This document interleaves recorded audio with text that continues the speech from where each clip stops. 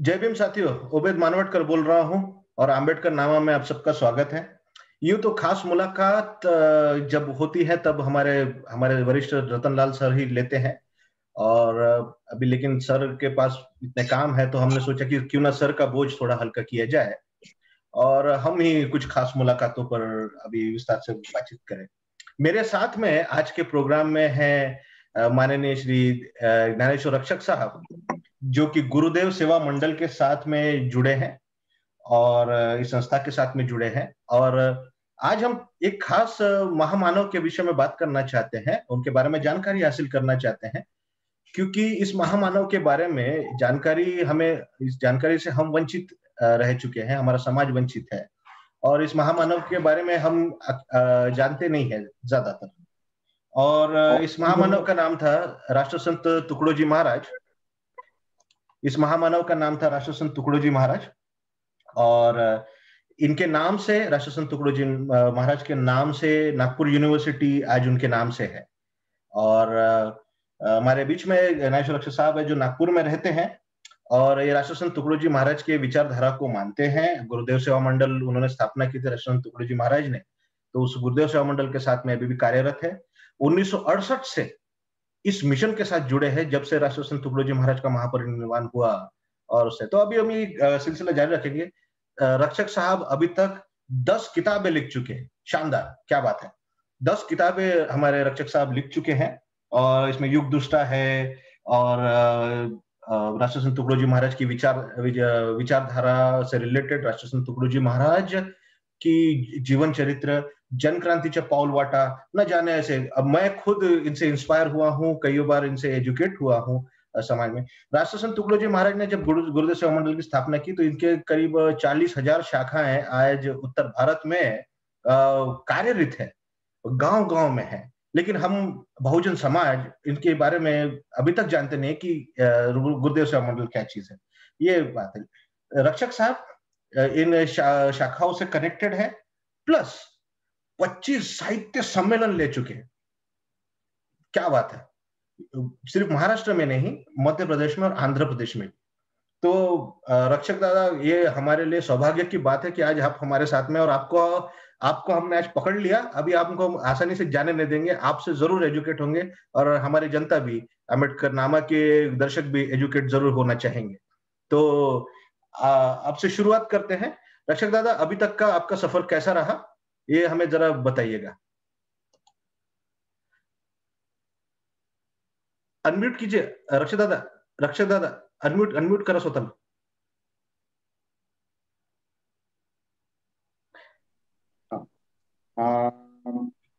वैसा मेरा जन्म जो हुआ है वो नागपुर शहर के अंदर में हुआ। वैसे साधारण परिवार था, जहाँ मेरे पिताजी का एक जीवन संघर्ष था कि वो आत्महत्या करने निकले थे, कई दुख के कारण, कष्ट के कारण। तो कहीं उन्होंने तुकडोजी महाराज का भजन सुन लिया, कोण दिवस येई कसा कोण जाणतो, एक दिवस हत्तीवरी मिरवती त्या नवऱ्या परी, एक दिवस मीठ भाकरी दारी मागतो, कोण दिवस येई कसा कोण जाणतो। वो भजन सुनने के बाद में मेरे पिताजी दुर्गादास जी रक्षक ये तुकडोजी महाराज जी से मिलने गए और उनसे कहने लगे, मैं तो गरीब हूँ, एक तुम्हारा किताब नहीं ले सकता, तो आप मुझे एक आपका भजन ये लिख के दो। तो महाराज जी ने एक किताब उनके हाथ में रख दिया और आप अपने मार्ग से दोनों चले गए। हमारे पिताजी कोई उनके साथ में घूमते नहीं थे या ज्यादा उनसे इतना ही संबंध कि वो भजन एक मन को भा गया और अपने भी जिंदगी में ऐसा परिवर्तन हो सकता है क्या, इस पर एक चिंतन उनका शुरू हुआ। और धीरे धीरे 100 रुपए के एक छोटे से भांडवल पर उन्होंने अपना किराना दुकान शुरू किया। और आज नागपुर शहर के अंदर में मेरा एक बड़ा परिवार है, 65 लोगों का परिवार है। तो अलग अलग डिपार्टमेंटल स्टोर और दुकानें किराना अनाज की जो सेवा में जनता के है, जिसमें एक विश्वास से लोग आ जाते हैं और जहाँ एक अच्छा विश्वास हमने नागपुर शहर के अंदर में संपादन किया। तो ये संतों के विचारों का प्रभाव, तो मुझे लगता है बचपन से मुझे याद है कि मेरे ग्रैंडफादर की जब 13वीं हुई थी, उसके अंदर में तुकडोजी महाराज शामिल थे, उनके भजन हुआ था और उनके साथ में खाना खाने का सौभाग्य मुझे मिला। फिर धीरे धीरे एक गुरुदेव सेवा मंडल का बहुत बड़ा शिविर हिंगना परिसर में हुआ था, जो शिविर के अंदर में मैंने एक छोटा सा भजन कहा था, घड़ी घड़ी मणि तुझे नाम जपावे, चित्त स्थिर होनी चरण पावे, घड़ी घड़ी मणि तुझे नाम जपावे। ये भजन मैं बोल रहा था तो लोग ऐसे खड़े होने लगे बैठे हुए। तो महाराज जी कहते अरे अरे आप नीचे बैठो, मैं ही बताता हूँ वो कौन बच्चा है। और उन्होंने मुझे उठाया, 3.5-4 साल का मेरा वो एज था। उन्होंने उठाया और सब पब्लिक को बताया कि ये हमारा गुरुदेव सेवा मंडल का छोटा सा बालक है। मुझे लगता कि वो एक आशीर्वाद था मेरे लिए। आज समझ में आता है कि मैं इस साहित्य से कैसा जुड़ा। फिर तो 1968 के अंदर में जब टुकड़ू जी महाराज बंबई से गुरुकुंज आश्रम आए, तो गुरुकुंज आश्रम में उनका जो ध्यान योग मंदिर था, जहाँ वो आराम करते थे, जहाँ उनको रखा गया था, उसके बाजू में मेरा हॉस्टल था। और मैं चौथी क्लास में गुरुकुंज आश्रम में किसी को एडमिशन नहीं दी जाती, वहाँ मानव सेवा छात्रालय है। तो मानव सेवा छात्रालय के अंदर में टुकड़ू जी महाराज के कहने पर मुझे और मेरे बड़े भैया दोनों को एडमिशन मिली। ये पहला ऐसा था कि एक संत ने एक अपने परिवार के लिए एक कानून को तोड़ दिया कि नहीं, मुझे मेरी इच्छा है कि बच्चे यहाँ पढ़ना चाहिए। और मुझे लगता कि वो जो सानिध्य था, हम समझ तो नहीं सकते थे क्योंकि चौथी क्लास का एज मेरा 9-10 साल का था, तो मुझे इतना तो समझ नहीं था। पर इतना समझता था कि ये कोई तो भी बड़ा व्यक्ति महत्व है। और मेरे पिताजी कहते कि ये बहुत बड़ा संत है, तो मैं उनके सामने आदर से झुक जाता था। तो उनके जो प्रश्न वो शब्द है, कुछ कुछ बातें हैं, वो मेरे दिमाग में बैठते गई। और उसमें से भी जाते जाते बाद में बताने का प्रसंग मैं अभी बता देता हूँ, क्योंकि 1968 में 67 के अंदर में नागपुर शहर में एक बहुत बड़ा दंगा हुआ था। उस दंगे के अंदर में हिंदू मुस्लिम बौद्ध ऐसा वो दंगा था जिसमें बहुत बड़ी मनुष्य हानि हुई थी। और बहुत से गरीबों की झोपड़ियों को जला दिया था। हम तो मुजरिम में उस वक्त थे।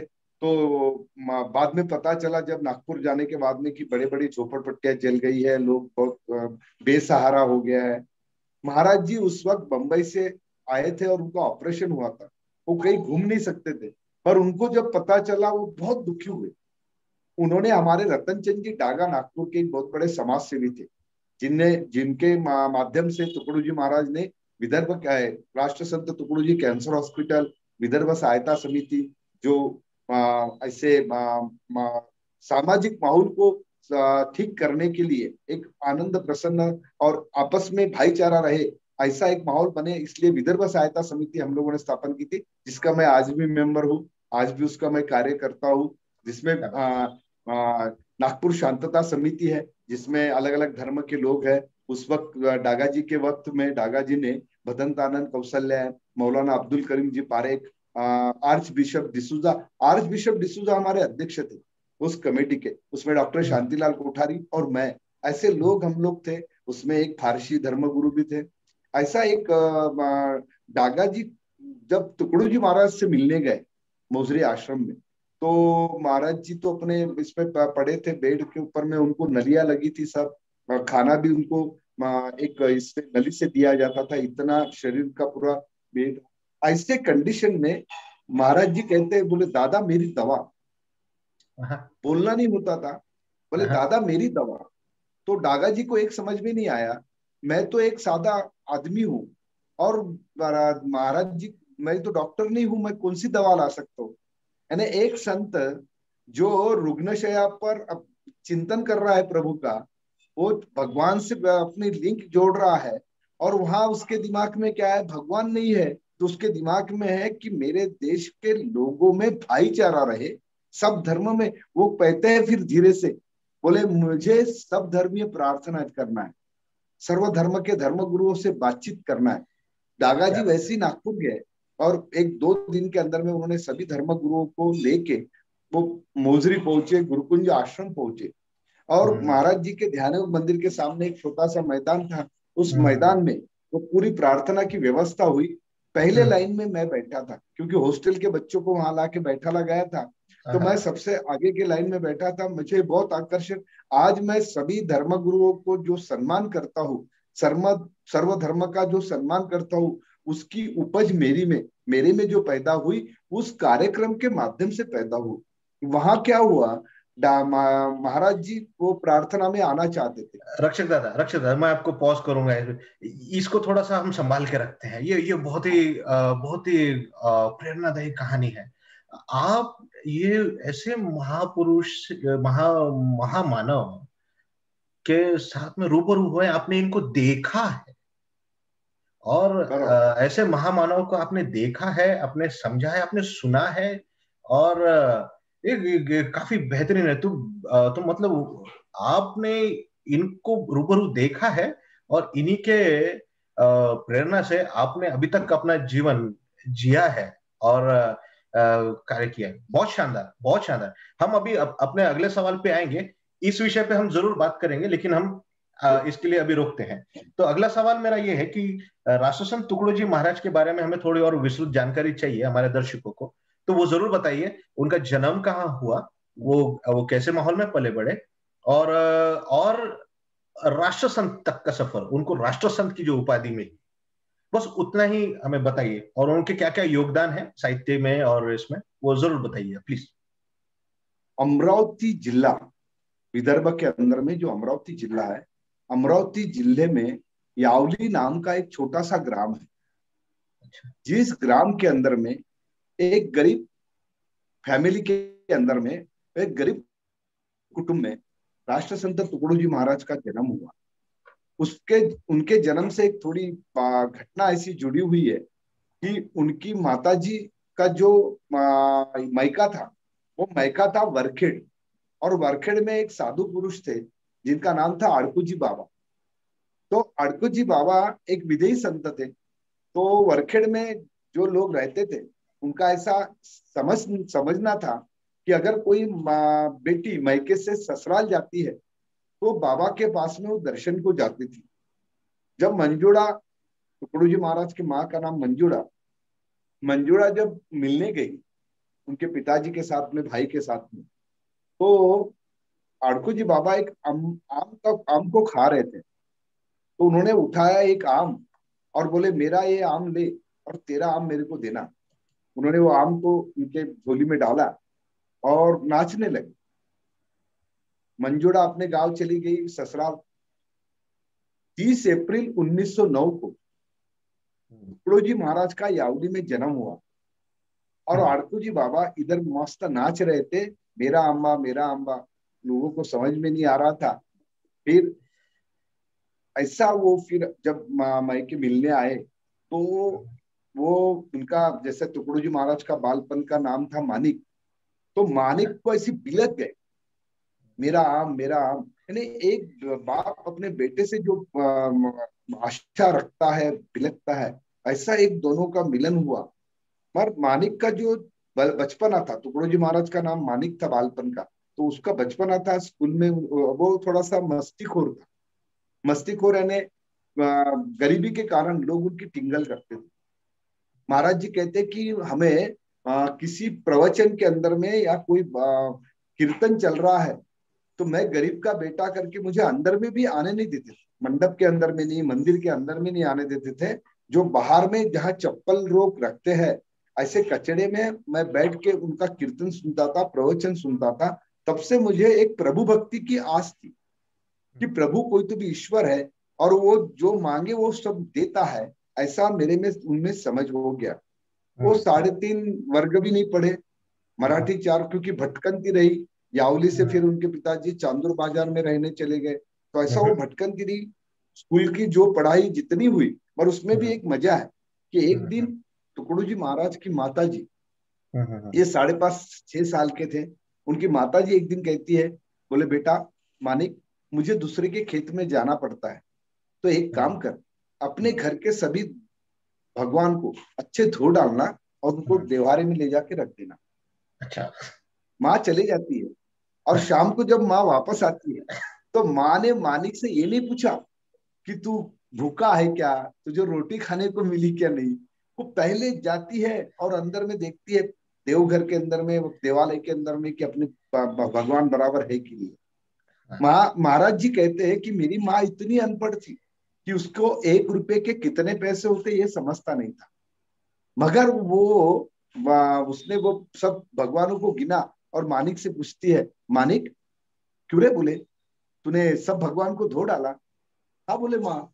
कैसा धोया रे? बोले कुछ नहीं माँ। बोले दो दो बाल्टी लिया और 2 बाल्टी में सभी भगवानों को रख दिया, कुएं पे गया, कुएं में बाल्टी छोड़ दिया, 2-4 बार पटक पटक किया और बोले वो सब भगवानों को बाहर निकाला और उसको पोंछ दिया और रख दिया। बोले मानिक कुछ भगवान इसमें कम है रे।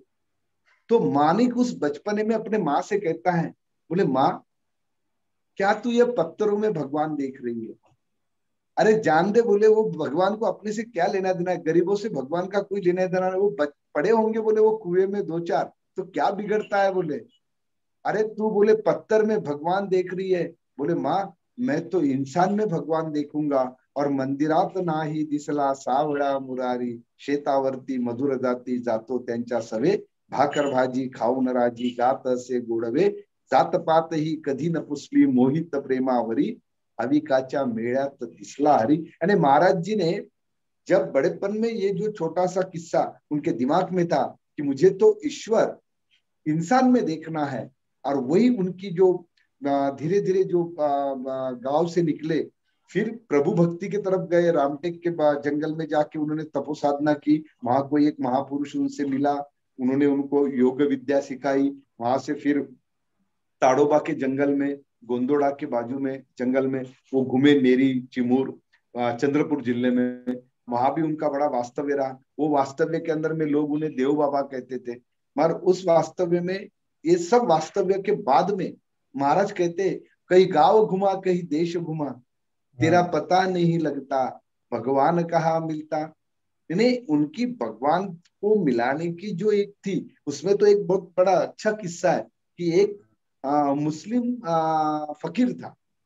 वो फकीर महाराज जी से कहता है, वो गोंदोड़ा के बाजू में उसका एक छोटा सा झोपड़ी थी। बोले तुझे बेटा अल्लाह को मिलाना, अल्लाह से बात करना है क्या? बोले हाँ मुझे तो अल्लाह से बात करना है। बोले एक चिलम के दम पी ले।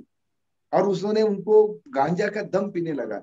अब ये बच्चा 8-9 साल का, उसने उठा है, बोले मिलेगा ना खुदा, भगवान मिलेगा ना? बोले हाँ जरूर मिलेगा। उन्होंने पी लिया और वो इतने ये चढ़ गया और एक बड़ा पत्थर उठाया।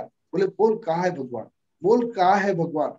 और जो पीछे दौड़ा उनके, वो फकीर जो भाग गया वो कभी दोबारा वापस नहीं आया। मुद्दे बताने का मुद्दा क्या है, बचपन से भगवान की जो ये लगन उनमें थी।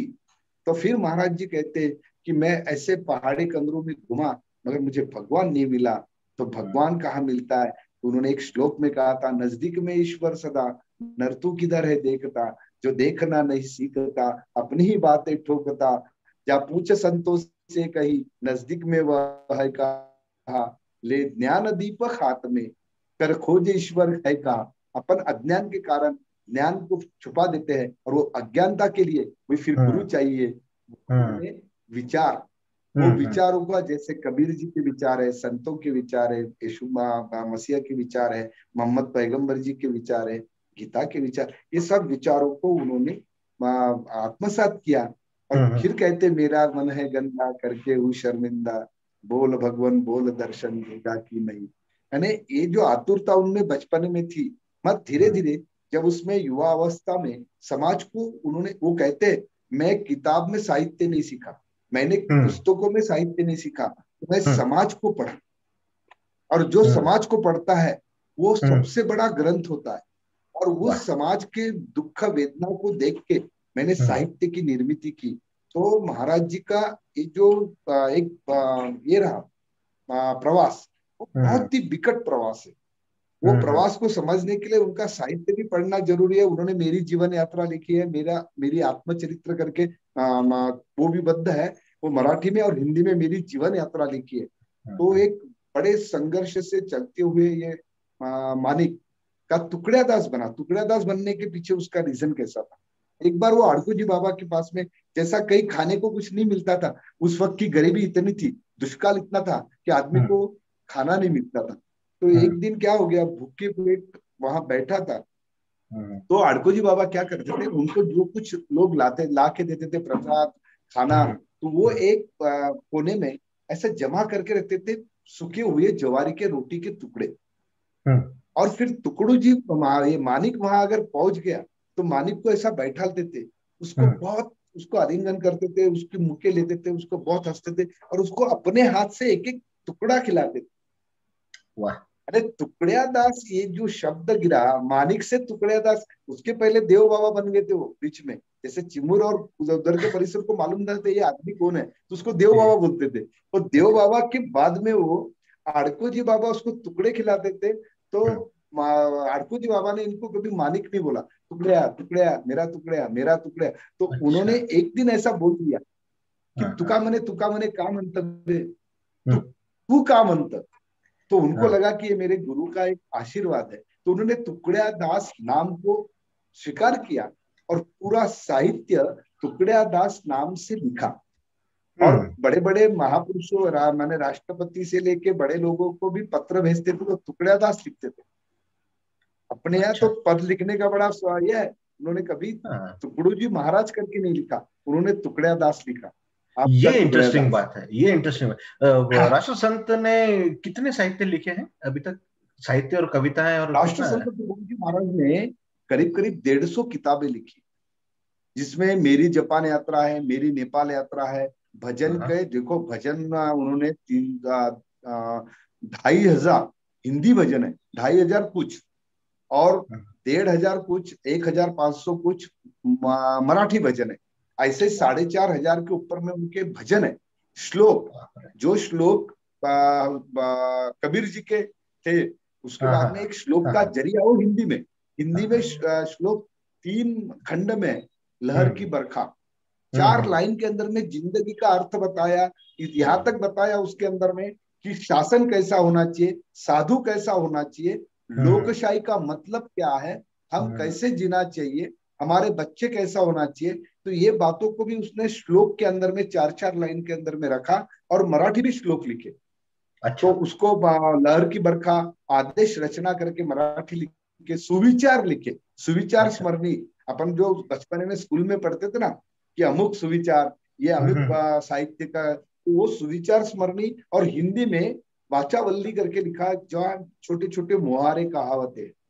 अच्छा। तो हिंदी का साहित्य बहुत ज्यादा है उनका। नेपाल अच्छा। यात्रा, जापान यात्रा, और उनके लेख संग्रह, युग अच्छा। प्रभात, ऐसे किताबें भी हिंदी में, भारत समाज की सेवा साधना, हिंदी में उनके आर्टिकल्स है अच्छा। कि हमारे डॉक्टर भी देश के लिए अपना सेवा कैसा दे सकते हैं, पत्रकार देश के उन्नति में कैसी सेवा दे सकते हैं। साधुओं को बोले कि आप गरी कंदरी में या आश्रम में मत रहो, आपको आश्रम में रहने के लिए साधु नहीं हो, अगर साधु हो तो साधु का मतलब होता है साधना, यानी उन्होंने कहीं अपने स्वार्थ के लिए नहीं जीना, तो समाज के स्वार्थ के लिए। और वो एक ही धर्म के लोगों को ऐसा लगता है कि महाराज जी सिर्फ हिंदू धर्म से ही जुड़े हुए थे, नहीं, उन्होंने सभी धर्म के धर्मगुरुओं को आह्वान किया था कि इस भारत की स्वतंत्रता के बाद में स्वराज्य का सुराज्य बनाना है, तो उसके लिए आप सब इकट्ठे आओ। अब जैसा है आप अभी वो आगे पूछोगे मुझे कि पत्थर सारे बॉम्ब बनेंगे क्या है, वो भी मैं बाद में आपको खुलासा करके बताऊंगा। हाँ नहीं रक्षक दादा, ये बहुत ही इंटरेस्टिंग पार्ट है। वो तो मैं पूछूंगा ही आपसे बहुत सारे सवाल। अभी तो आपको ऐसे पकड़ा तो ऐसे छोड़ने वाले तो है नहीं है, वो भी तो बड़ी फुर्सत से मिले आप, तो आपसे तो बहुत सीखना है। तो इतना सारा साहित्य, अभी मैं तो पूरा 4,500 का सब में आपसे पूरा नहीं पूछूंगा, एक इंटरव्यू में हो नहीं पाएगा, तो वो तो नहीं पूछने वाला मैं। लेकिन जरूर एक महाराज के बारे में एक उनका क्लासिक टेक्स्ट है जिसको कहते हैं साहित्य, जिसको कहते हैं ग्राम गीता। और ग्राम गीता बहुत फेमस हुई थी और अभी भी फेमस है, अभी भी गाँवों में इस्तेमाल होता है उसका। ये इससे तो मैं भी वाकिफ हूँ, मैं खुद ही देखा हूँ।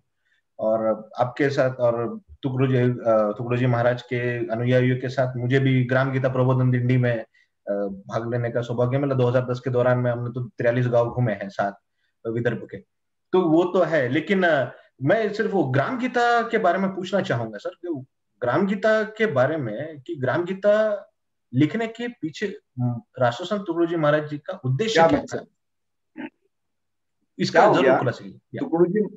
तुकडोजी महाराज बचपने में बहुत छोटे थे तो पंढरपुर जाते, क्योंकि उनके जो ग्रैंडफादर थे वो पांडुरंग के भक्त थे, विट्ठल के भक्त थे। तो पंढरपुर जाते थे पैदल वारी करके। तो इनको भी लगा कि पंढरपुर में क्या है, तो वो पैदल पंढरपुर बचपन में गए। तो उस जमाने में उन्होंने एक अभंग गाथा करके लिखा। जो अभंग गाथा, उसका ज्यादा महाराज जी ने कभी जिक्र नहीं किया, मगर वो अभंग गाथा बहुत अभंग है उसके अंदर में। और उसमें कैसा लिखा है कि जो एक बच्चे की जो तमन्ना होती है माँ के बारे में, तो वैसा वो प्रभु मुझे मिलना चाहिए, प्रभु मुझे मिलना चाहिए। तो उसके छोटे छोटे अभंग है, अलग अलग है उसमें व्यवहार के बारे में ये वो। मगर वो अभंग गाथा को उन्होंने ज्यादा प्रोत्साहित, क्योंकि उसके अंदर में थोड़ा चमत्कारी भाव भी। महाराज जी ने उसके प्रस्तावना में लिखा है कि मैं ये जब लिखा तब मेरी जो भूमिकाएं थी वो अलग थी।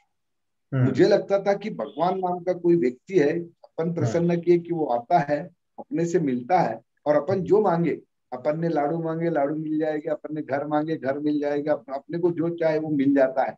वो भावनाओं से लेके, वो भावनाओं को उन्होंने उस अभंग गाथा के अंदर में डाला था। मगर जब उनके ध्यान में आया, जो समाज के अंदर में रूढ़ते रूढ़ते 1955 में 1955 में ग्राम गीता का प्रकाशन हुआ, तो वो 50 के अंदर में लिखना उन्होंने शुरू किया। तो उस ग्राम गीता का उनको जो प्रेरणा मिली लिखने की, आखिर प्रेरणा तो नेचर देता है, निसर्ग देता है, प्रभु देता है। तो महाराज जी जब पंढरपुर जाते थे, गाडगे बाबा और तुकडोजी महाराज पंढरपुर जाते थे मगर मंदिर में नहीं जाते थे। अच्छा। क्योंकि उन्होंने कहा था मंदिरात नाही दिसला सावळा मुरारी।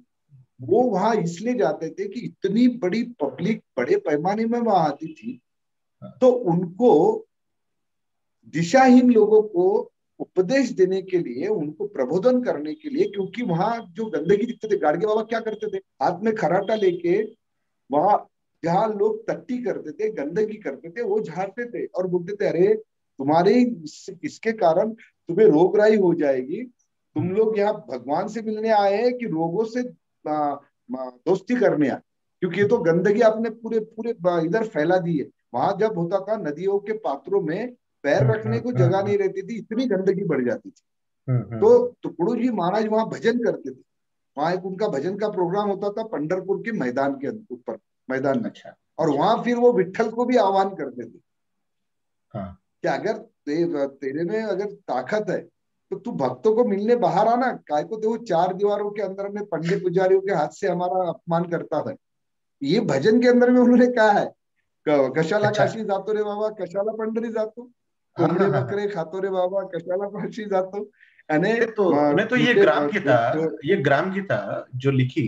हाँ, तो ग्राम गीता की निर्मित का वही है, वहां अच्छा, उसका क्रिया क्या हो अच्छा। गया था कि महाराज जी वो चंद्रभागा के नदी के किनारे पे बैठ के सोच रहे थे, लाखों पब्लिक, और वो ये सोच रहे थे कि ये लाखों पब्लिक में कौन है, कौन उद्योगपति है क्या, कोई गवर्नमेंट सर्विस वाला है क्या, कोई अधिकारी पॉलिटिकल आदमी है क्या।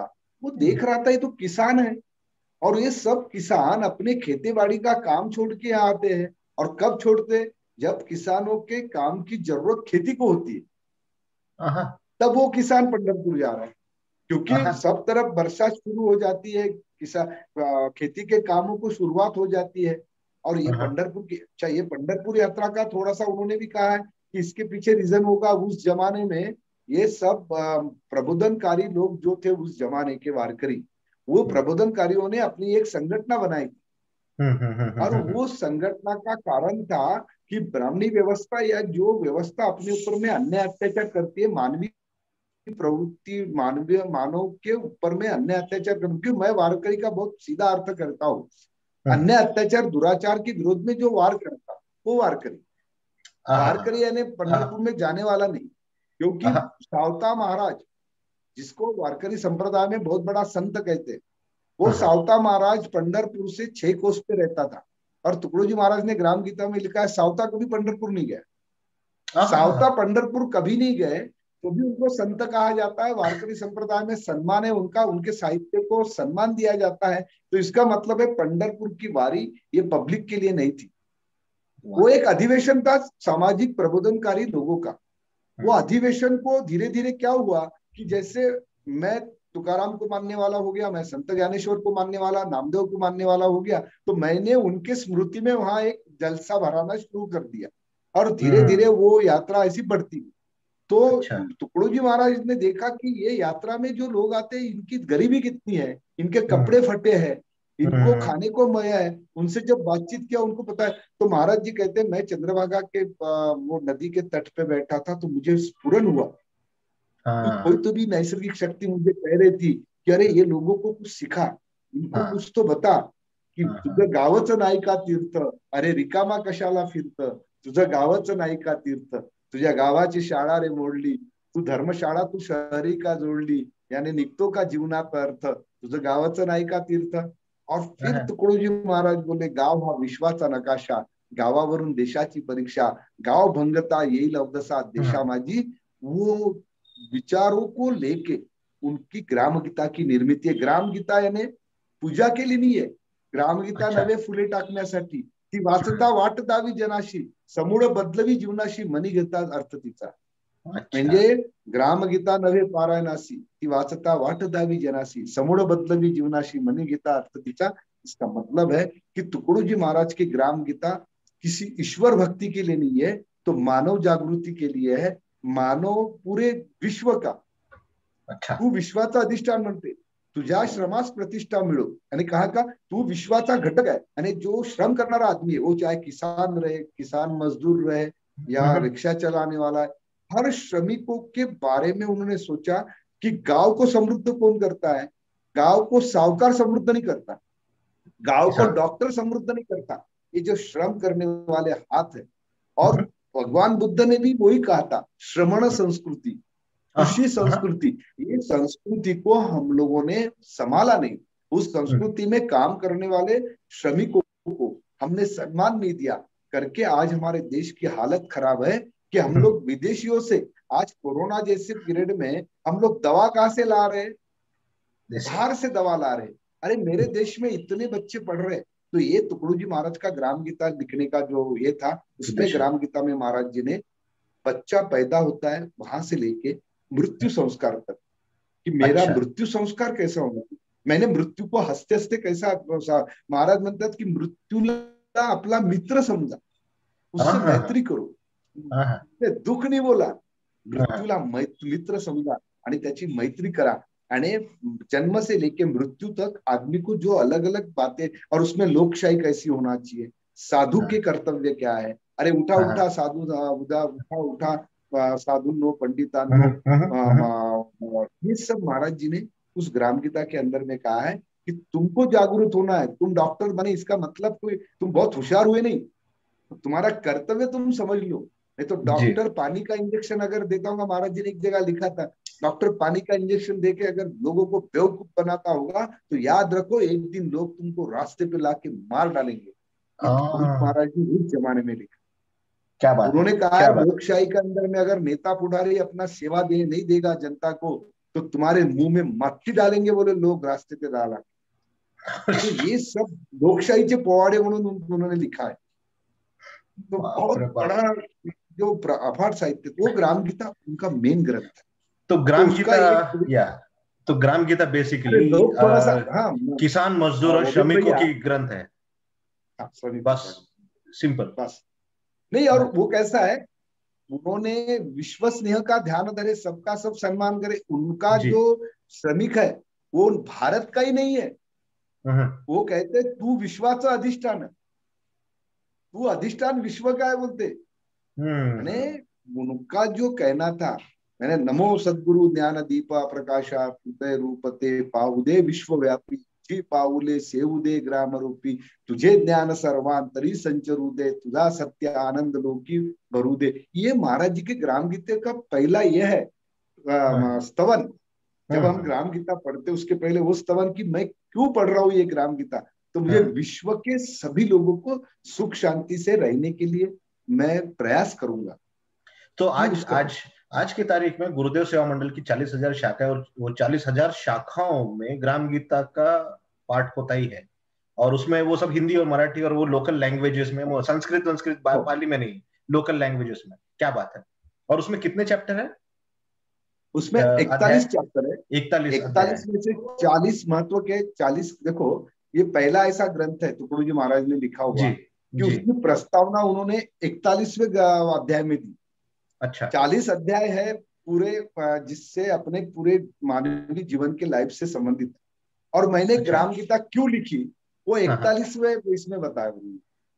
तो वाह एक वाह वाह। और उसका कैसा कि लास्ट में उन्होंने प्रस्तावना लिखी। अच्छा अने अपन अपन क्या करते, कोई किताब लिखे तो प्रस्तावना पहले देते, मैंने क्या डिंग मारी, मैंने क्या, ये मेरा जी कारण जी। क्या था।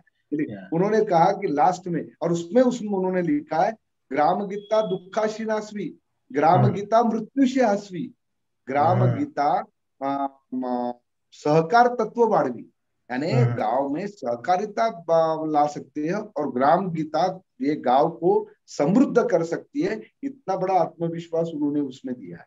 क्या बात है, क्या बात है। बहुत बहुत धन्यवाद इस विषय को छेड़ने के लिए। तो 41 चैप्टर में से लास्ट चैप्टर जो है वो कंक्लूजन में इंट्रोडक्शन है बेसिकली। हाँ और हाँ, तथागत बुद्ध के बारे में और ईसा मसीह के बारे में, पैगंबर साहब के बारे में, और जो अपने महापुरुष होके गए उनके बारे में भी उसमें जानकारी है।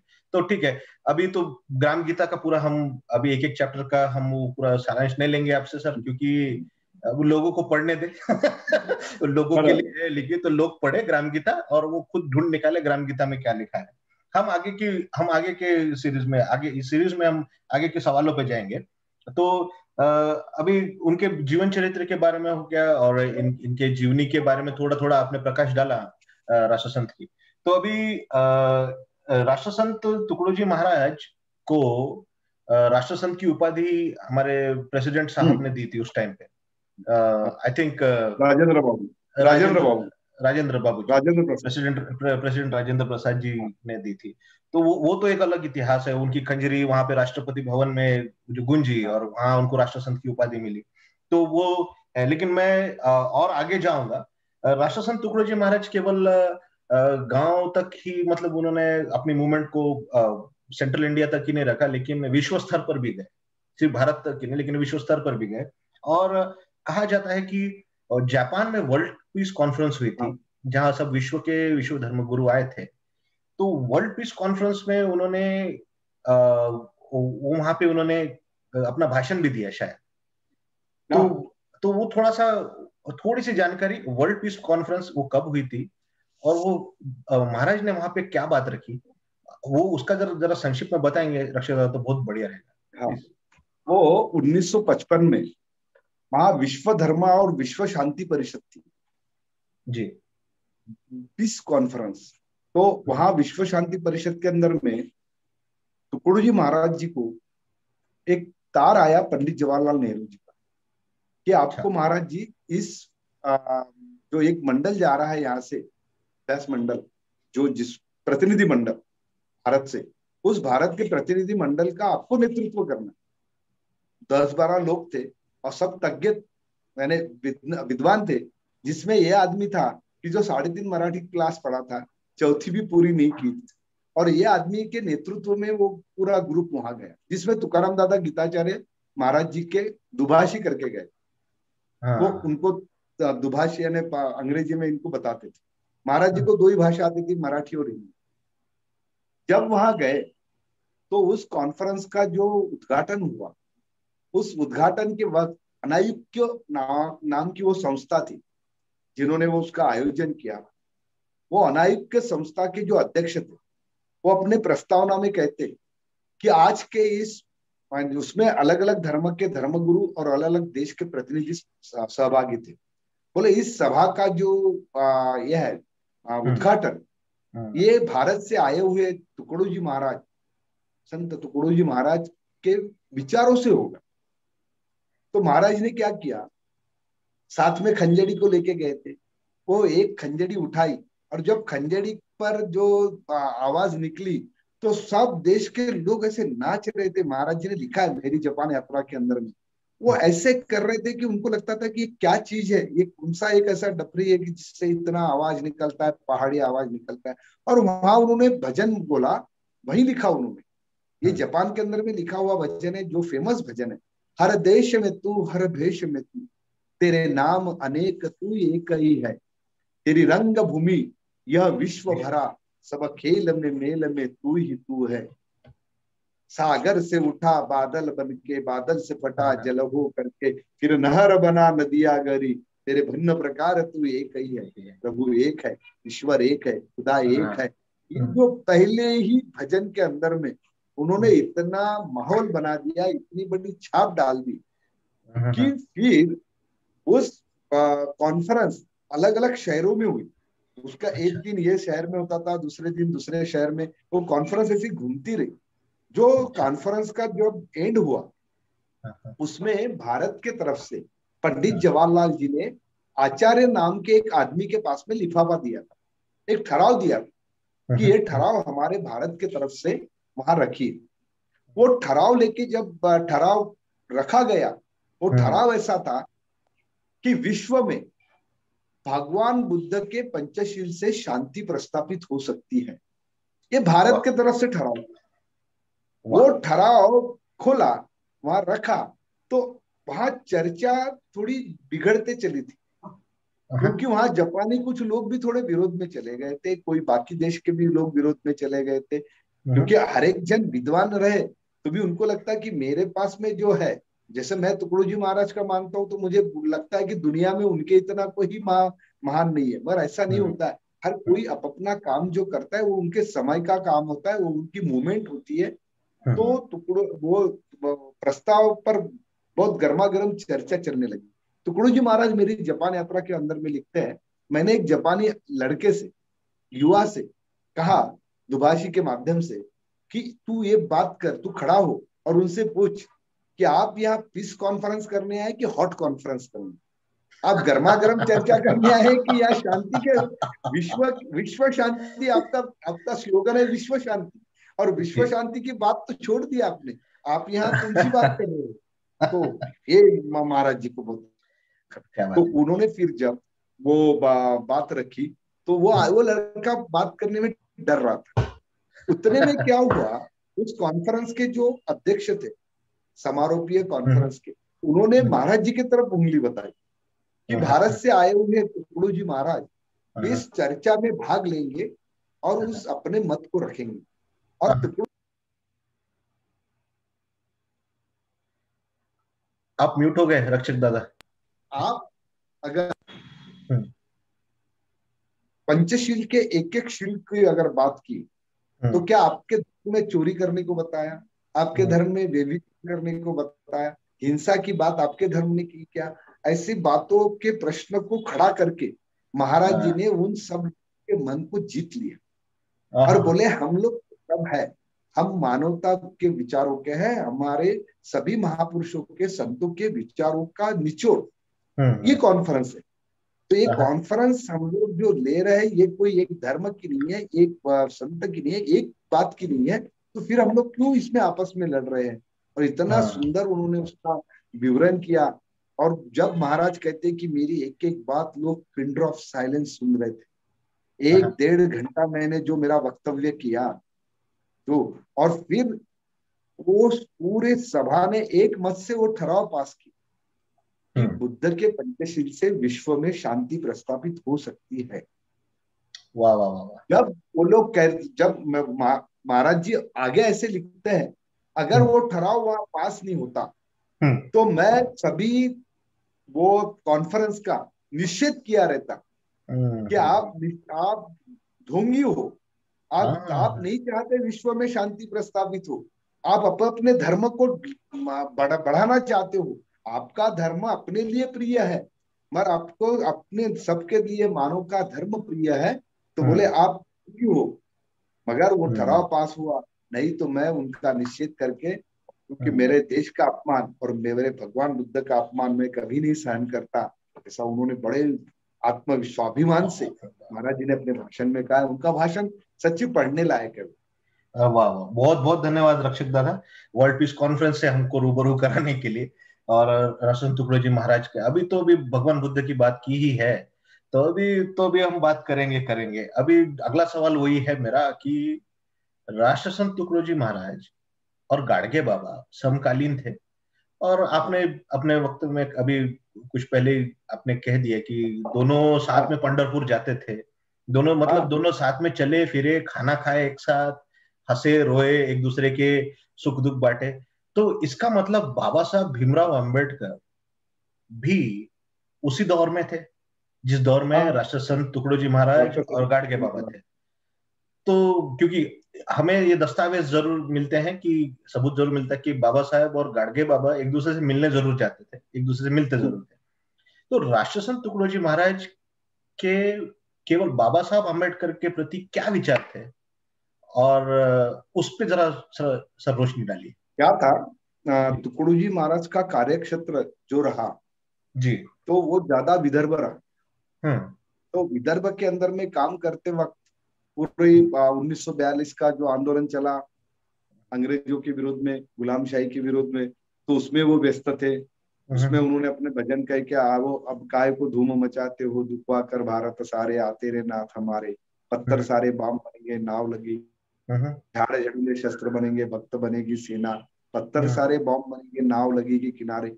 ये जो सब चलते रहा दौर, जिसमें स्वतंत्रता के आंदोलन में वो बहुत ज्यादा बिजी थे। उस वक्त गाडगे बाबा धर्मशाला बना रहे थे बंबई के अंदर में, जो कैंसर पीड़ित लोग जो आते थे उनके रहने के लिए जगह नहीं थी। नासिक में जो कुंभ मेला के अंदर में लोग आते थे और बोले उनको रहने को ही नहीं था।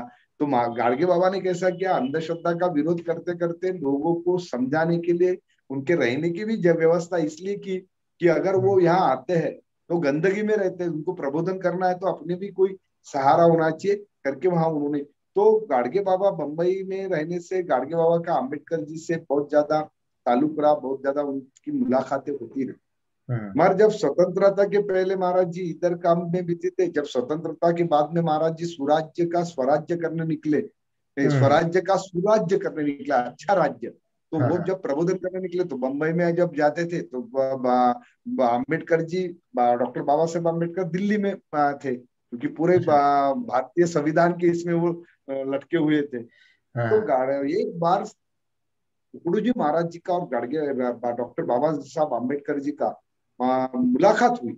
वो मुलाकात ऐसी थी कि भंडारा के लोकसभा इलेक्शन के अंदर में कोर्ट चुनाव के लिए डॉक्टर बाबा साहब अम्बेडकर खड़े थे, और तुकडोजी महाराज की गाड़ी, वो भी प्रचार उनके वो अपने गाड़ी से जा रहे थे और विरुद्ध दिशा से तुकडोजी महाराज आ रहे।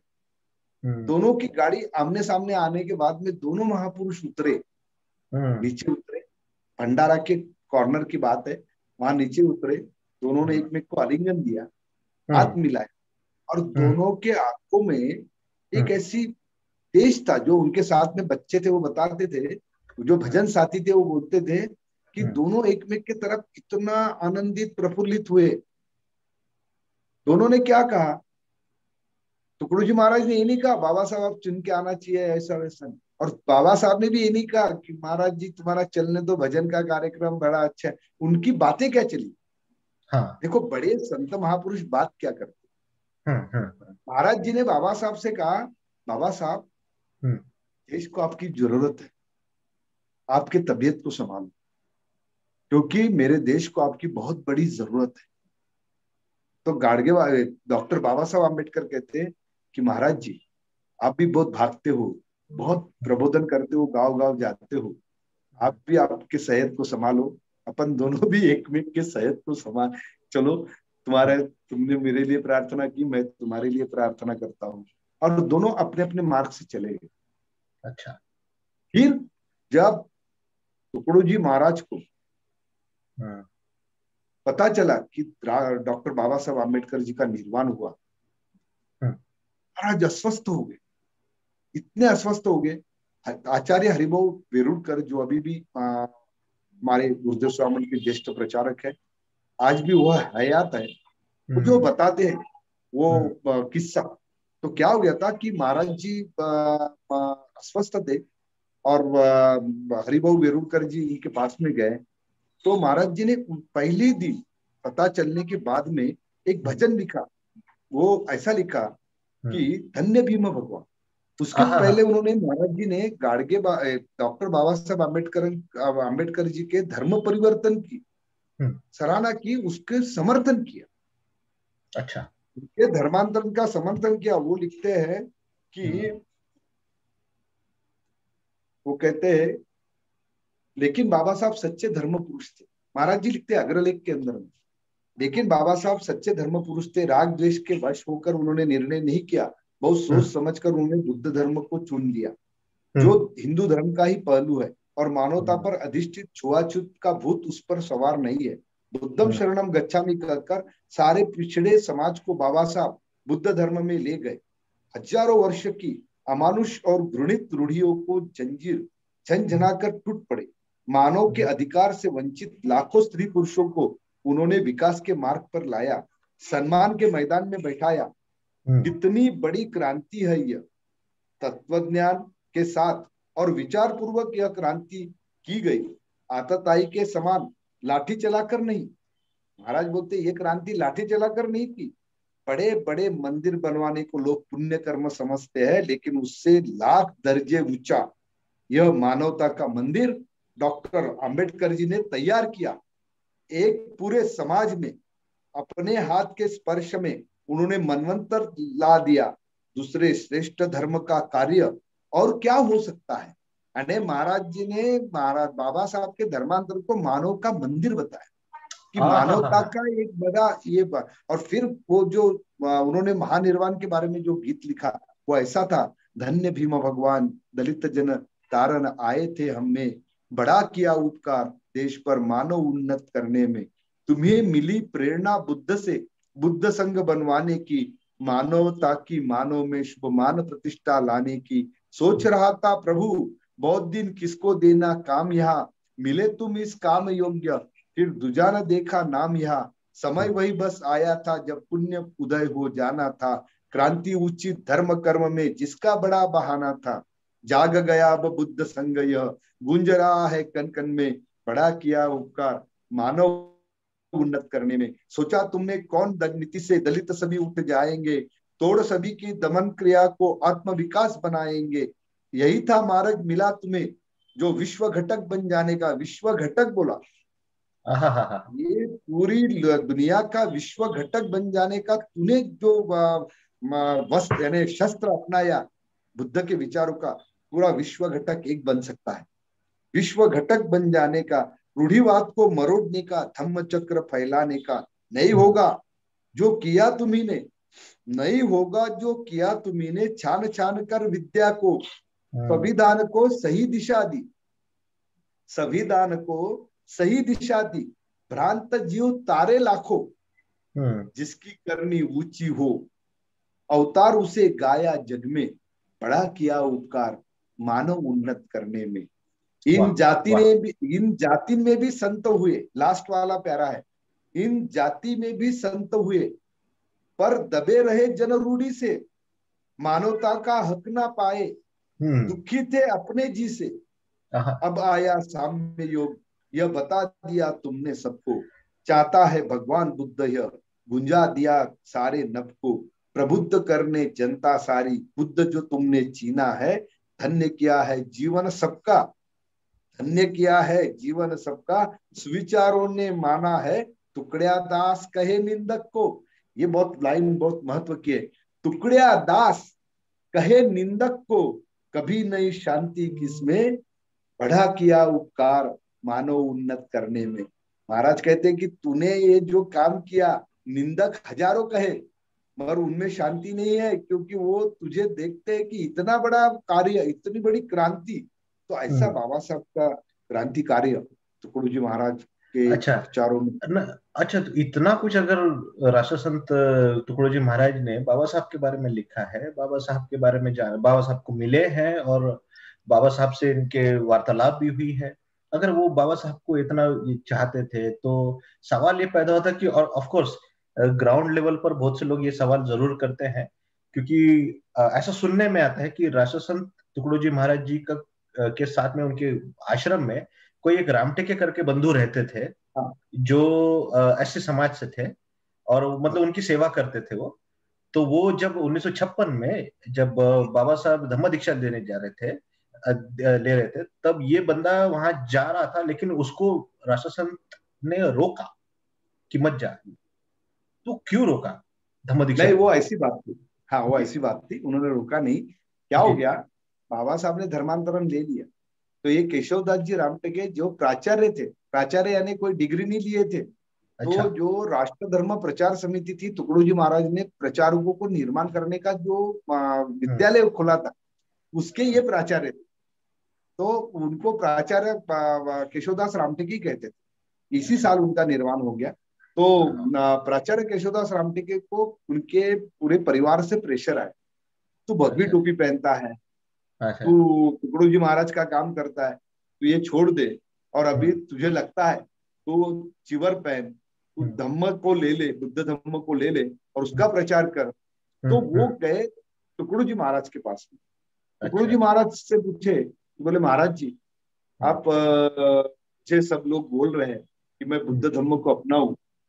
तो महाराज जी ने मुझसे पूछा कि आपने बुद्ध धम्म की कितनी किताबें पढ़ी, क्या पढ़ा आपने? बोले जी। कुछ नहीं पढ़ा। तो बोले हाँ। बुद्ध धम्म का अभ्यास कर।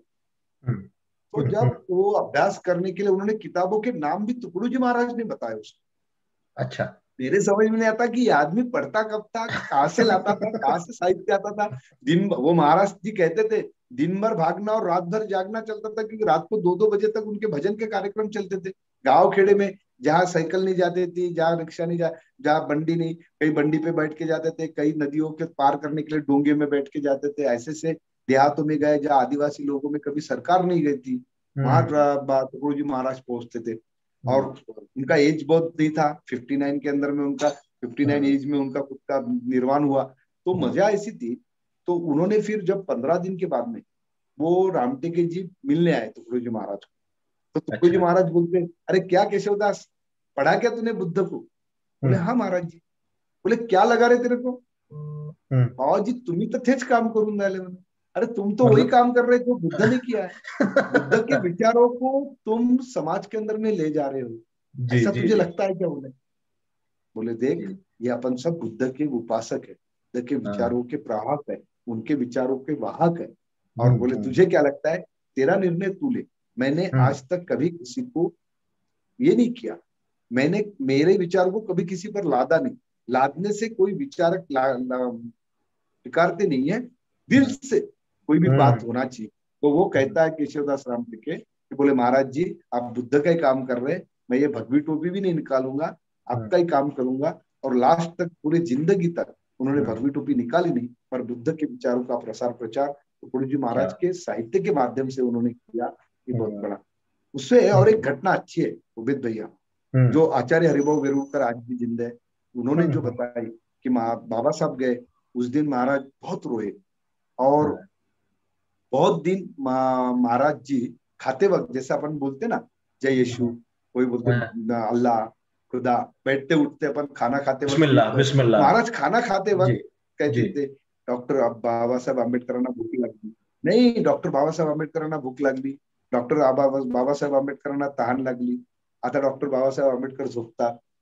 इनको समझ में नहीं आ रहा था, ये आदमी भ्रमित हो गया, क्या हुआ? तो आचार्य वेरुलकर जी ने उनसे पूछा कि महाराज जी, मैं देख रहा हूँ कई दिनों से, जब से बाबा साहब का निर्वाण हो गया, आप ऐसा क्यों कहते हो, क्या बात क्या है? तो उन्होंने कहा कि बोले हरि भाऊ, तुझको मालूम नहीं, तुमको मालूम नहीं, ये हाँ। एक आदमी ने इतनी बड़ी क्रांति की कि मेरे जैसे हजारों लोग भी नहीं वो क्रांति कर सकते थे। अरे हम तो भगवान के भेजे हुए दूत है, क्योंकि महाराज हाँ। जी ने कहते ना, मैं मजदूर हूँ प्रभु का, खबर दिलाने आया हूँ, कुछ लाया हूँ कुछ ले जाऊंगा, दोनों हम्म। काम सजाया हूँ। हम्म। तो ये हम लोग जो काम नहीं कर सके, वो हम्म। अकेले बाबा साहब ने काम करके बताया, इतने लोगों को एक मानवता का विचार दिया, और पूरे कई पीढ़ियों से जो जकड़े हुए थे उस हम्म। पूरे जंजाड़ को उन्होंने छोड़ दिया। तो हम्म। ये संतों का जो अपना अपने जगह जो विचार होता है, वो हम्म। सच्ची महान विचार होता है, हम्म। और मानवता का ही उनके उसमें असर होता है। क्या बात है, क्या बात है, क्या बात है। तो रक्षक दादा, अभी इतना तो हमने जान लिया कि बाबा साहब गाडगे बाबा टुकड़ो जी महाराज ये समकालीन थे। और अभी थोड़ा सा मैंने हल्का सा कड़वा सवाल जरूर पूछा मैंने आपसे रामटेके जी के बारे में, और आपने उसका सरल उत्तर दिया, और वो बहुत ही ये या ये चीजें, ये बातें समाज को पता रहना जरूरी है, क्योंकि समाज में बहुत सारी गलत फहमियां हैं। तो एक और बहुत बड़ी गलतफहमी, और ये बहुत बड़ा कड़वा सवाल मैं अभी पूछने जा रहा हूं आपसे। राष्ट्रसंत तुकडोजी महाराज के नेटवर्क बाबा साहब से है, गाडगे बाबा के साथ में है, गोलवलकर के साथ में भी है, और गांधी के साथ में भी है, और ऐसा भी कहा जाता है कि विश्व हिंदू परिषद की स्थापना राष्ट्रसंत तुकडोजी महाराज ने की। और इससे लोग ये प्रोपोगंडा चलाते हैं कि राष्ट्रसंत तुकडोजी महाराज एक हिंदुत्ववाद के और सावरकर के और वो गोलवलकर की विचारधारा के ये थे। तो इसका जरा प्लीज, इसका जरा, ये बहुत सारा ये गलतफहमियां हैं समाज में, तो मैं चाहता हूं कि ये अब आप उनके अनुयायी होने के नाते आप क्या कहना चाहेंगे इस विषय के बारे में? हिंदू महासभा में वो थे और हिंदू विश्व हिंदू परिषद की स्थापना की। हाँ, उसका जरूर बताइए क्या हो गया था। देखो, जब महाराज जी काम कर रहे थे समाज के अंदर में, स्वतंत्रता के आंदोलन में, उस वक्त पूरी देहातों के अंदर में ओबीसी समाज बड़ा था जी। उनके बीच में वो काम करते थे। उनकी अंधश्रद्धा अंदर उड़ी, और जो जो देखते थे कि ये समाज क्यों ऐसा है, इतने गरीबी में और इतना कष्ट क्यों करता है, उसको अच्छा इंसान जैसा क्यों नहीं रह सकता वो। तो उन्होंने वो जब क्या हो गया कि तुकडोजी महाराज का नागपुर का आश्रम जो था, वो आरएसएस का जो कार्यालय था महाल के ऊपर में, उस महाल के कार्यालय के बगल में था, नजदीक में था। अच्छा। तो किसी ठाणेकर नाम के व्यक्ति के घर में था। उस वक्त खुद का आश्रम नहीं था। महाराज जी वहां जाके रुकते थे। स्वामी सीताराम दास महाराज उनके साथ में रहते थे। वहां गुरुदेव स्वामीनाथ के प्रचारों को मार्गदर्शन करने का वो एक ठिकान था। तो उस कार्यालय के वहां रहने से क्या था कि जब भी रास्ते से वो जाते थे, कहीं निकलना है, कहीं कुछ, उस वक्त इतनी गाड़ी घोड़ियां नहीं थी, लोग पैदल जाते थे। किसी ने बोला कि साहब महाराज जी मेरे घर में आओ, तो महाराज जी निकलते थे। तो कहीं ना कहीं गुरु जी का और उनका आपस में भेंट होती थी। आपस में भेंट जब होती थी तब चर्चा भी होती थी। विश्व हिंदू परिषद की निर्मित के लिए उन्होंने महाराज जी से चर्चा की। तो महाराज जी को लगा कि सबसे बड़ा ओबीसी ये हिंदू ये शब्द से जुड़ा हुआ है, तो उसमें अपन लोग अगर ये संगठन करते हैं, क्योंकि देखो किसी से मुलाकात जब तक ओबेद जी के बारे में मैं बातचीत नहीं करूंगा तो मुझे उनमें असलियत नहीं समझ में आएगी। मैं किसी से बात सुनूंगा, ये अच्छा है बुरा है, तो उसको मतलब नहीं। जब उनसे बातचीत हुई, धीरे धीरे क्या हो गया कि उन्होंने एक दो मीटिंग को उनको बुलाया, पर महाराज जी जा नहीं सके व्यस्तता के कारण। पर एक मीटिंग में वो गए, उन्होंने अपनी बात को रखा कि मैं क्या चाहता हूँ। क्योंकि देखो अपने विचारों को कोई भी परिवर्तन, महाराज जी ने बोलते बराबर इतना समाज तो एक जगह नहीं आया रहता। तो उन्होंने देखा कि संगठन के माध्यम से ही होगा। तो महाराज जी ने कहा है कि सब विश्व हिंदू की परिषद, जब बनारस में विश्व हिंदू परिषद का पहला अधिवेशन हुआ, उस अधिवेशन का तुकडोजी महाराज को उन्होंने अध्यक्ष बनाया। विश्व हिंदू परिषद का अध्यक्ष नहीं थे, विश्व हिंदू परिषद ने जो अधिवेशन लिया था। मैं जैसा तुकडोजी महाराज विचार साहित्य सम्मेलन का साहित्य सम्मेलन लेता हूँ, मैं ओबेद को भी अध्यक्ष बना सकता हूँ, मैं किसी को भी अध्यक्ष बना सकता हूँ, वो चाहे कोई धर्म से ताल्लुक रखे या कोई विचारों से ताल्लुक रखे। तो वैसा उन्होंने उसके पीछे रीजन था। महाराज कुंभ मेला में जाते थे, कुंभ मेला में उनके स्टेज पे जाके वो प्रबोधन करते थे कि वो कहते थे कि इतना बड़ा गर्दी आई, वो गर्दी किस धर्म की ये महत्व का नहीं है, वो इंसान, मुझे इंसान को दुरुस्त करना है। तो इंसान को दुरुस्त करना है तो इंसान के पास में जाना पड़ेगा। महाराज जी कांग्रेस के अधिवेशन में गए, लोग बोलते थे आप निकल नहीं है तो अधिवेशन में क्यों आए? बोले पूरे इंडिया से और विदेश से यहाँ पत्रकार आए और देश के अलग अलग कोने से प्रतिनिधि आए, मुझे उनको कुछ देश के बारे में बताया, कांग्रेस के बारे में नहीं बताना था। बोले मुझे देश के बारे में बताना है, मैं आ गया। मेरा कांग्रेस से क्या लेना देना, मेरे तो विचारों से लेना देना। तो महाराज जी राष्ट्रीय स्वयंसेवक संघ के शिविरों में जाते थे और अपनी बातों को रखते थे, अपने विचारों को रखते थे। ये जाति व्यवस्था टूटना चाहिए, ये अलग अलग ये बातें सब उन्होंने रखी। वो देखो उन्होंने एक श्लोक के अंदर में लिखा है, सब विश्व हिंदू की परिषद श्रेष्ठ भारत में बनी, हिंदू धर्म की दिव्यता और भव्यता लेकर बुनी, आदर्श सम्मेलन हुआ कुंभ प्रयाग क्षेत्र में, उसका भी मैं अध्यक्ष था, मगर अटका नहीं पर सूत्र में। उसका भी मैं अध्यक्ष था, अटका नहीं पर सूत्र में। इसमें बहुत बड़ी मेक है।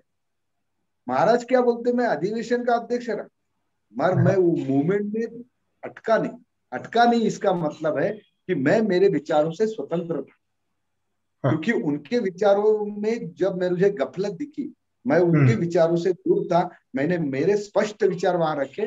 वहां जो आए हुए शंकराचार्य थे, उनके साथ में मैंने बहस की, और हम्म।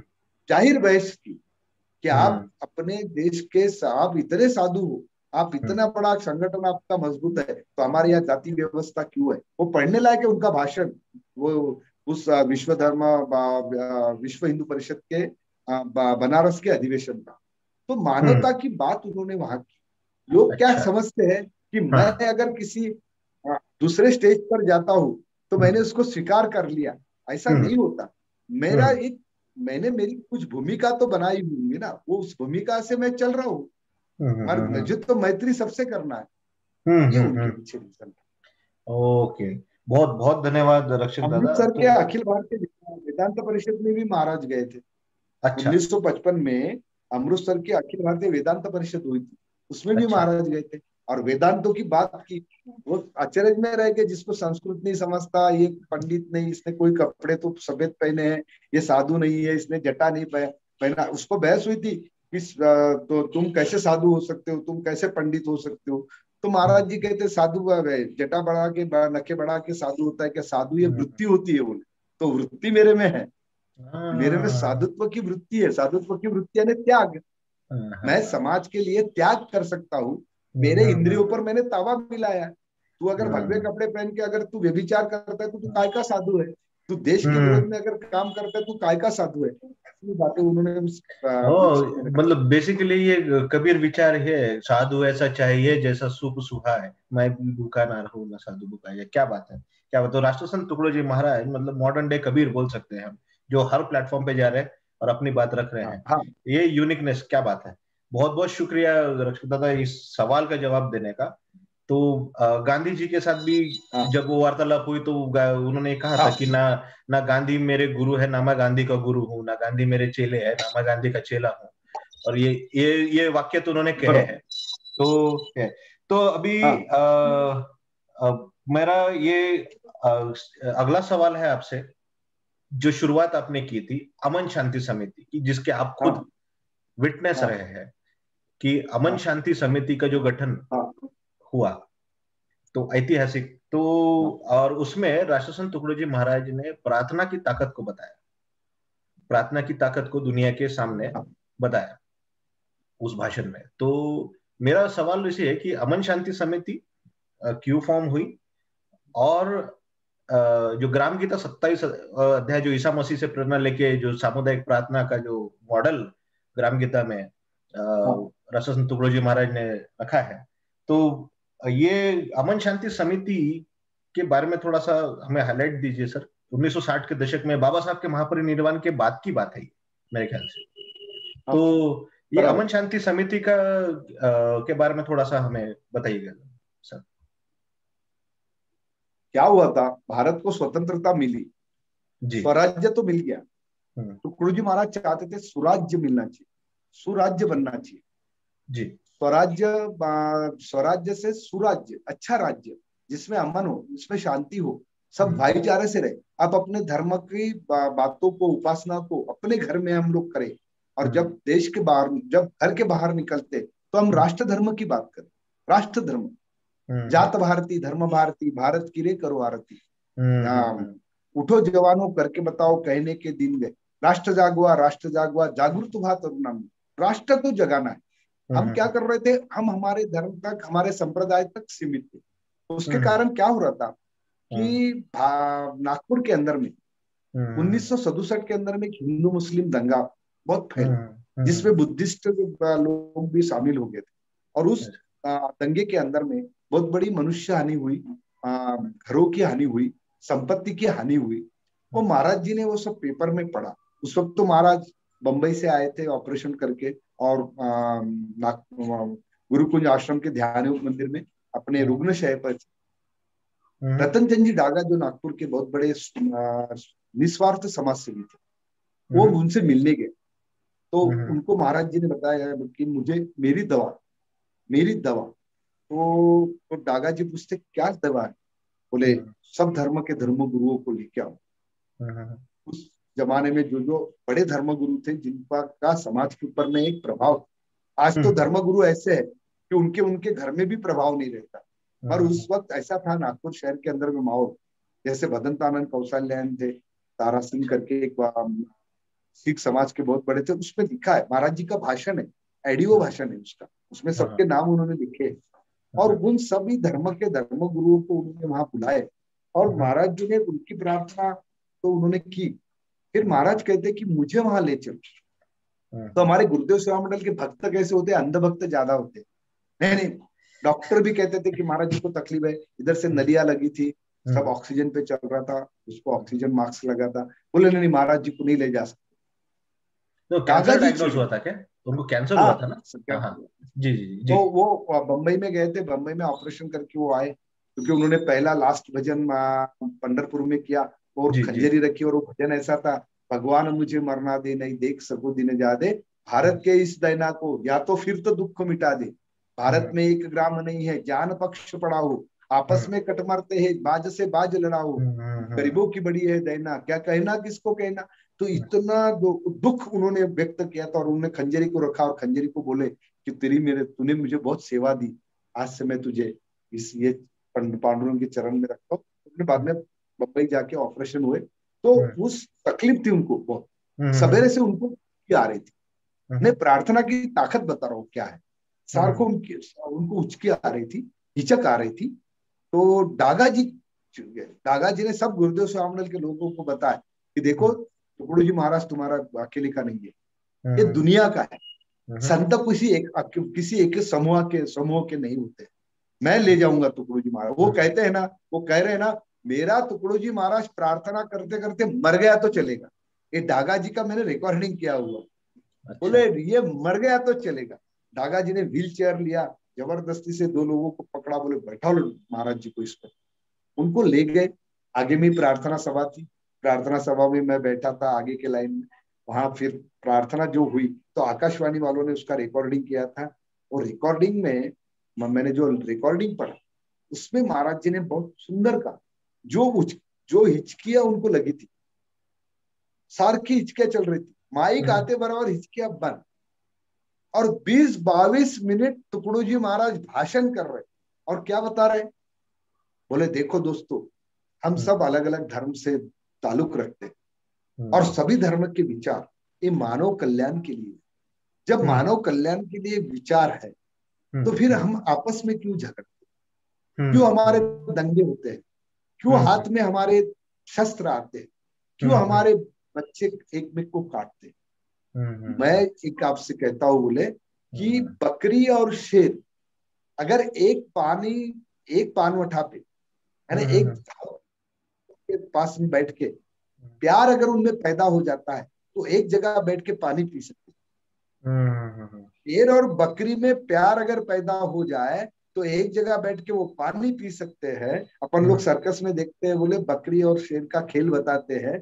तो हम आदमी हैं, वो भी धर्म के पंडित है, हमने कुरान पढ़ा है, हमने बाइबल पढ़ा है, हमने गीता पढ़ी है, हमने गुरु ग्रंथ साहब पढ़ा है, फिर हम लोगों में आपस में झगड़े क्यों? हम अपनी अपनी उपासनाओं को अपनी जगह करेंगे, उसकी उपासना करेंगे, उसका विचारों को अपने पर अमल करेंगे, पर आपस में लड़ेंगे नहीं। यही मैं आपसे प्रार्थना करता हूँ। और उसी का देख के रतन चंद जी डागा ने नागपुर शांतता समिति स्थापन की, जिसके आर्च बिशप डिसूजा अध्यक्ष थे, मौलाना अब्दुल करीम पारेख जी उसमें थे, उसमें भदंतानंद कौशल्यायन थे, रतन चंद जी डागा, मैं था उसके अंदर में, डॉक्टर शांतिलाल कोठारी थे। आज डॉक्टर शांतिलाल कोठारी और मैं हूँ, हमने वो सब, मैंने कई सर्वधर्मीय प्रार्थना का आयोजन स्कूलों में किया। डागा जी की इच्छा थी कि अपन ये सब धर्म गुरुओं को स्कूलों में ले जाएंगे, क्योंकि उस वक्त इसका आंदोलन चल रहा था मंदिर वही बनाने का, और उसमें जो माहौल बिगड़ रहा था, उस वक्त डागा जी ने कहा कि अपन, और उन्होंने और एक बताया था बालक धर्म, जैसे बच्चों का धर्म कोई नहीं होता, उस पर मुझे लिखने लगाया था, मैंने एक बहुत अच्छा आर्टिकल लिखा था।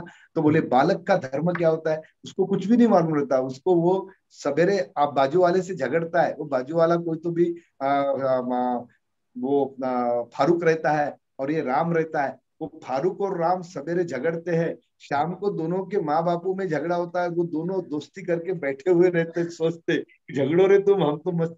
तो बोले ये बालकों जैसा अपना धर्म होना चाहिए। इस बात को भी हम लोगों ने नागपुर शहर के अंदर में चलाने का प्रयास किया। गुरु जी महाराज जितना बताए उतना कम है।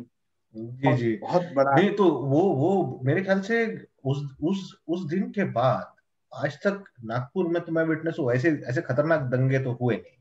नहीं, नागपुर पीसफुल है। होने के प्रयास और हुए, प्रयास करने हुए, के प्रयास प्रयास हुए। हुए, जी पर वो जी जी। प्रयास को रोकने के लिए रतन चंद जी डागा और हम लोग सब, उस मुझे याद है और बीबी और क्या बात। जुबेद कि रतन चंद जी डागा भी वैसे बीमार थे, जी तो जी रुग्ण जी। रुग्ण शय पे थे। और उस वक्त एक भीम ज्योति और राम ज्योति, श्री राम ज्योति, उस वक्त हम्म शिवसेना का बड़ा ताव था, और वो हम्म कामठी के अंदर में दोनों हम्म। एक जगह मिलने वाले थे। इधर अच्छा से भीम ज्योत आने वाली थी, इधर से श्री राम ज्योत आने वाली थी।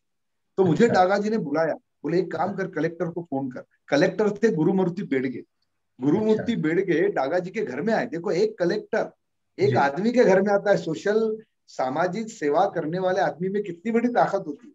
हम्म एक कलेक्टर अपनी कुर्सी छोड़ के डागा जी के घर में आया। कितने लोग थे उसमें? मेरा एक दोस्त, मैं, डागा जी हम्म। और गुरुमूर्ति बेड़गे। डागा जी ने अपने रूम में मेरे को बैठा ला और पहले समझा दिए कि बोले उनसे क्या बात करना है। मैं हम्म गया और बेड़गे जी से बात किया कि बोले देखो, ये दोनों को तुम परमिशन मत दो, या हम्म परमिशन देना है दोनों के रास्ते अलग रखो। वो हम्म दोनों अगर एक जगह मिल गए तो बहुत हम्म बड़ा दंगा हो जाएगा। तो वो कलेक्टर बोले नहीं, ऐसा नहीं होगा, मेरे पुलिस खाता खाते ने जो कुछ हमारे ये रहता उन्होंने ऐसा कहा है, नहीं होगा कर। मैं बोला देखो, आपसे ज्यादा डागा जी इसमें बड़े अभ्यासक है, उनका बहुत बड़ा नेटवर्क है, उनके नेटवर्क ने उनको बताया होगा, क्योंकि विदर्भ के अंदर में डागा जी के मित्र परिवार इतना थे और सब हम्म सोशल काम करने वाले। हम्म। हो गया। और सच्ची 8 दिन के बाद में दोनों में दंगा हुआ और हम्म। गोलीबार हुआ। गोलीबार के अंदर में, गोलीबारी के अंदर में एक आदमी गुजर गया। अच्छा। फिर गुरुमूर्ति बैठ के बोले मेरे को, बोले मैंने सुना सुना रहता है डागा जी का, तो ये अपन को इसको रोक रहे थे, वो पॉलिटिकली इशू। और फिर जी वहां जी। सभी धर्म के धर्मगुरुओं को ले जाके उन्होंने कामठी में सर्वधर्मीय प्रार्थना की और एक लॉन्ग मार्च निकाला था। तो मगर उसके बाद में दंगे, बड़े दंगे नहीं। जी और बहुत जी। बड़ा भाईचारा नागपुर शहर में है, जहाँ आरएसएस का गढ़ है, जहाँ हम्म। दीक्षा भूमि है, जहाँ ओबीसी की अलग मूवमेंट है, सबके जी जी अंदर में रहते हुए जी सब भाईचारा से रहते हैं। आपस में कितना भी द्वेष रहे तो भी जी आपस में नहीं झगड़। जी। बहुत बहुत शुक्रिया अक्षता दादा इस बात पे रोशनी डालने के लिए। और सही में क्या क्या बेहतरीन मूवमेंट है। और मतलब भदंत आनंद कौशल्यान साहब ने, बाबा साहब, मतलब बाबा साहब के बाद में भदंत आनंद कौशल्यान साहब ने बुद्ध भूमि की स्थापना बहुत की। बड़ा। और उन्होंने बाबा साहब की सारी राइटिंग्स को हिंदी में प्रकाशित किया। और भदंत आनंद कौशल्यान साहब से मेरी आई थिंक एक ही बार मेरी मुलाकात हुई है, बस देखने का मौका मिला है। और मौलाना अब्दुल करीम पाए, पद्म भूषण मौलाना अब्दुल करीम, हमारे नागपुर नगरी की शान है, नागपुर से इकलौता पद्म भूषण मौलाना अब्दुल अभी मैं करीम पारेख सुरेश साहब। ससाई से मिला था। जी जी जी सुरेश जी। ससाई जी मेरे यहाँ सर्वधर्मीय प्रार्थना में 2-3 साल आए। हाँ तो हाँ मैं हाँ। उनसे एक बार पूछा कि आपको ऐसा क्या लगता है? जी जी तो उन्होंने कहा कि मैं जब भारत आने निकला था, उस वक्त जी फूजी गुरु जी, जो जी जापान के अंदर में जी भारत और जापान में जो फ्रेंडशिप के अंदर में वो बहुत बड़ा योगदान उनका है, फूजी गुरु जी का। फूजी गुरु जी ने मुझे कहा था कि आप नागपुर जाओगे, नागपुर में गुरुदेव सेवा मंडल का बहुत बड़ा काम है, और वो हम्म। टुकड़ू जी महाराज का गुरुदेव सेवा मंडल। टुकड़ू जी अच्छा महाराज बहुत बड़े बुद्ध के उपासक थे, ऐसा मुझे कहा था। मुझे मालूम है, मैंने टुकड़ू जी महाराज के बारे में मेरे को फूजी गुरु जी ने बहुत कुछ बताया था। और अच्छा फूजी अच्छा गुरु जी का और टुकड़ू जी महाराज की जापान में बहुत बड़ी यानी बैठकें हुई थी। अच्छा फूजी गुरु अच्छा। जी टुकड़ू जी जी महाराज को बहुत मानते थे। जी जी। तो ये ऐसा ये तो एक होता है कि मैत्री परिवार। या आनंद कौशल्यान साहब, भदंत आनंद कौशल्यान साहब से तो मैं तो वाकिफ हूँ। पारेख साहब से भी वाकिफ हूँ। मतलब मैंने, मुझे जब इस्लाम के बारे में मुझे कोई प्रॉब्लम है तो मैं उनके बेटों से ही और उनसे पूछता हूँ कि वो उसका कमेंट्री दीजिए भैया, कि ये आयत मुझे समझ नहीं रही कुरान की या हदीस की। तो वो बेहतरीन स्कॉलर थे और उनको पद्म भूषण अवार्ड से नवाजा गया। 90s के दौर की बात है। हाँ। अटल बिहारी वाजपेयी जी की सरकार थी और उस वक्त उनको पद्म भूषण अवार्ड से नवाजा गया था। तो ये है। और ये हमारे ये है, ऐसे है हमारे टुकड़े जी महाराज है ना, जो जो जो सभी धर्मों के प्लेटफॉर्म पर जाकर जाति प्रथा निर्मूलन, अंधश्रद्धा निर्मूलन और गांव गांव जाकर लोगों में अंधश्रद्धा निर्मूलन की बातें रख रहे हैं। गुरुदेव सेवा मंडल की स्थापना किए हैं, शाखाएं स्थापित की है, और ग्राम गीता का भी उन्होंने प्रचार प्रसार किया। ग्राम गीता लिखकर ग्रामनाथ को डेडिकेट की है। ग्राम का नाथ जो किसान और मजबूत मजदूर, उसकी गीता। और ये अजीब, मतलब ये इतना इतना अलौकिक है, मतलब ये अद्भुत है। और ये महापुरुष, महापुरुष ने महामानव, महामानव बोलेंगे हम। तो ये महामानव की कथा बहुत ही अद्भुत है। लेकिन इनके बारे में जितना बोले उतना कम है, हम कितना भी बात करें, है ना। वो भी तो इसके बारे में अभी लोगों ने पढ़ना चाहिए, है ना। हम तो सिर्फ बातें कर रहे हैं, है ना। पढ़ेंगे तो और लोगों को कुछ और जानकारियां मिलेगी, और इसमें उन्होंने कुछ खुलासे होंगे। प्रार्थना जी का जो एक ये लाया, जी प्रार्थना की भी जी जी जी, सिस्टम को जरूर कैसा जरूर। लाया। जी जरूर जरूर, अब मैं दूंगा रशीद दादा आपको। तो प्रार्थना का सिस्टम मैं वही कि अभी मेरा ये अंतिम रहेगा, ये अंतिम बात रहेगी, और ये अंतिम सवाल रख के मैं आपको विदा कर दूंगा, क्योंकि मुझे मालूम हाँ, है बहुत फिर देर वो से आपको मैं परेशान कर निर्वाण रहा का हूँ। दो तो मिनट में निर्वाण का भी बताऊंगा कि उनके जी जी निर्वाण की तारीख उन्होंने कैसी ठहराई। जी जी जी। तो मेरा यही आखिरी सवाल यही है कि अभी आज के ये माहौल में, भयावह माहौल है, ये हाँ, पूरा मौत का तांडव है पूरे देश में, और ये, और ऐसे माहौल में युवा पीढ़ी के लिए, खासकर युवा पीढ़ी के लिए, आज की युवा पीढ़ी के लिए, आने वाली पीढ़ी के लिए, अभी हाँ। आप क्या संदेश देना चाहेंगे टुकड़ू जी विचार से, ये जरूर बताइए। और इसके बाद हम इस इंटरव्यू को कंक्लूड करेंगे। जी देखो, राष्ट्रसंत तुकडू जी महाराज का जो विचार है वो जी मानवता का विचार है। वो कहते थे मानवता ही पंथ में, इंसानियत है पक्ष मेरा, सबकी भलाई धर्म मेरा, दुविधा जी। को हटाना वर्म मेरा, एक जात बनाना कर्म मेरा, सब साथ चलाना मर्म मेरा, नीच ऊंच हटाना गर्व मेरा, और गिरते को उठाना स्वर्ग मेरा। आज मेरी युवा पीढ़ी कहीं तो भी आ, पढ़ाई तो कर रही है, मगर किताबों की कर रही है। समाज को पढ़ना जो जानता है, किताब में कहीं गलत लिखा जा सकता है, पर हम्म किताबों को भी पढ़ के अपने तारतम्य बुद्धि से उसको तपासना चाहिए, ऐसा टुकड़ू जी महाराज कहते हैं। तो टुकड़ू जी महाराज ने जो गुरुदेव सेवा मंडल बोला, टुकड़ू जी महाराज के चेले चपाटों की संस्था नहीं बोली। गुरुदेव सेवा मंडल ने सेवा भाव, और वही सेवा भाव जो बुद्ध के विचारों में मिलता है, जो यीशु क्रिस्त जी के विचारों में मिलता है, जो भगवान जो मोहम्मद पैगंबर जी के गुरु नानक देव जी के इसमें मिलता है, ये सभी सेवाओं का उन्होंने संगम। ये गुरुदेव सेवा मंडल का मतलब है कि जहां जहां दुखी कष्टी लोग हैं, जहां जहां आपत्ति आती है, वो चाहे समाज के अंदर में अगर चुनाव है, लोकशाही में चुनाव कैसे होना चाहिए, उस वक्त भी गुरुदेव सेवा मंडल ने प्रबोधन का काम करना चाहिए। किसी एक पार्टी के बारे में नहीं है। तो चुनाव का मतलब क्या होता है ये समझाना चाहिए, ऐसा महाराज कहते हैं। तो महाराज जी का जो आज अगर हम स्वरूप देखें तो सामुदायिक प्रार्थना उनका सबसे बड़ा ये था। जब वो निर्वाण हुआ तो कहते कि मेरे सामुदायिक प्रार्थना से मेरा निर्वाण निर्वाण जब तुम अग्नि दोगे तो उसके पहले सामुदायिक प्रार्थना करना। ये सामुदायिक प्रार्थना क्या है? वो सामुदायिक प्रार्थना है प्रार्थना गुरुदेव से यह स्वर्ग सम संसार अति उच्चतम जीवन बने, परमार्थमय व्यवहार हो, ना हम रहे अपने लिए, हमको सभी से गर्ज है, गुरुदेव यह आशीष दो जो सोचने का फर्ज है। मेरा ये देश, मेरा फैमिली, मेरा परिवार, मेरा गांव, ये स्वर्ग जैसा सुंदर बनना चाहिए। कब बनेगा? हम आपस में ना झगड़े, हमारा धर्म हम लोग उसका पालन करें, उसका प्यार यानी उसका सत्यता से पालन करें। और क्योंकि हर धर्म ने मानवता का विचार किया, उस विचारों को हमने अमल बजावनी करे। और दूसरी बात, कोई अपने को बताता है करके हम लोग हिंसा का समर्थन नहीं करते। हिंसा हिंसा होती है। आज क्या हो रहा है, बच्चों के दिमाग में अगर कुछ डाल दिया, जैसे अपन देखते हैं घर में अगर भाई भाइयों में झगड़ा हुआ तो एक भाई का बेटा दूसरे भाई के बेटे से झगड़ता है। क्यों? तो वो देखता है कि मेरे बाप को इसके बाप ने कुछ तो भी बोला है। वैसा समाज के अंदर में होता है। हम लोग ये आपस में भाईचारा और बढ़ाएंगे तो, और भारत का नाम रोशन करना, पहले अपना नाम रोशन हुआ तो भारत का नाम रोशन होगा। तो ये जो हमारी बात तो है, ये सब तो गुरु जी महाराज ने सामुदायिक प्रार्थना की प्रणाली कैसे लाई कि जो महाराज जी का प्रार्थना मंदिर है, सबके लिए खुला है मंदिर ये हमारा। आओ कोई भी पंथी, आओ कोई भी धर्मी, देशी विदेशियों का मंदिर है हमारा। मैदान पट बिछाया डाला है एक आसन, सब देवता समाता मंदिर ये हमारा। मूर्ति पूजा उन्होंने कहीं नहीं बताई। उन्होंने बताया तू एक कपड़ा डाल और समझ कि यहाँ मेरे प्रभु बैठे हैं, मेरा हाँ। भगवान बैठा है, मेरा अल्लाह बैठा है, मेरा खुदा बैठा है, और वहां मैंने उसकी प्रार्थना करना चाहिए। हो गया। प्रार्थना तू सच्चे दिल से कर।